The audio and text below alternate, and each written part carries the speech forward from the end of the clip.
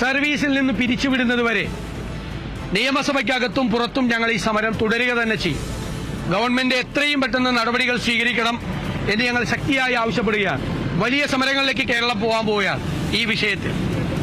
രണ്ടാമത്, ഞങ്ങൾ ഇന്ന് നിയമസഭയിൽ അടിയന്തര പ്രമേയത്തിന് നോട്ടീസ് കൊടുത്തത് ശബരിമലയിലെ സ്വർണത്തിന്റെ മോഷണത്തെക്കുറിച്ചാണ്.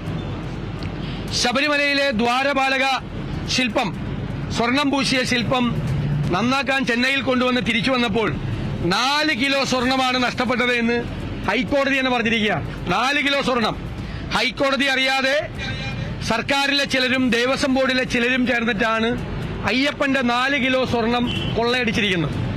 എന്നിട്ടാണ് നാളെ അയ്യപ്പ സംഗമം നടത്താൻ പോകുന്നത്.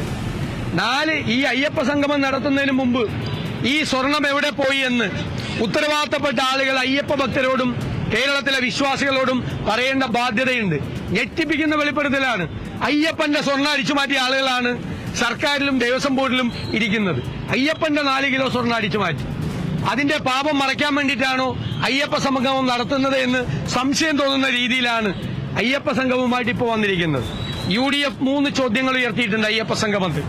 ഒന്ന്, നിങ്ങൾ സുപ്രീം കോടതിയിൽ കൊടുത്തിരിക്കുന്ന സത്യവാങ്മൂലം, ആചാര ലംഘനത്തിന് അനുകൂലമായ സത്യവാങ്മൂലം തിരുത്താൻ നിങ്ങൾ തയ്യാറുണ്ടോ? 2, ഇത് സംബന്ധിച്ച് അന്നെടുത്ത കേസുകൾ, നാമജപഘോഷയാത്ര നടത്തിയതുൾപ്പെടെ ഉമ്മൻചാണ്ടിക്കെതിരെ, രമേശ് ചെന്നിത്തലയ്ക്കെതിരെ, അടൂർ പ്രകാശിനെതിരെ ഉൾപ്പെടെയുള്ള നിരവധി ആളുകൾക്ക്, സ്ത്രീകൾക്കെതിരെ എടുത്ത ആയിരക്കണക്കിന് കേസുകൾ നിങ്ങൾ പിൻവലിക്കുമോ? മൂന്നാമത്തെ ചോദ്യം, 10 കൊല്ലം ആയി തീരാൻ പോവാൻ ഭരിച്ച് ഭരണത്തിന്റെ സായാഹ്നത്തിലെത്തിയപ്പോഴാണ് ശബരിമലയിൽ മാസ്റ്റർ പ്ലാൻ വേണം എന്ന തോന്നലുണ്ടായിരിക്കുന്നത്. ഉമ്മൻചാണ്ടി സർക്കാരിന്റെ കാലത്ത് 112 ഹെക്ടർ സ്ഥലം, 300 ഏക്കറിൽ താഴെ വനഭൂമി ഏറ്റെടുത്തു സങ്കീർണമായ നടപടിക്രമങ്ങളിലൂടെ.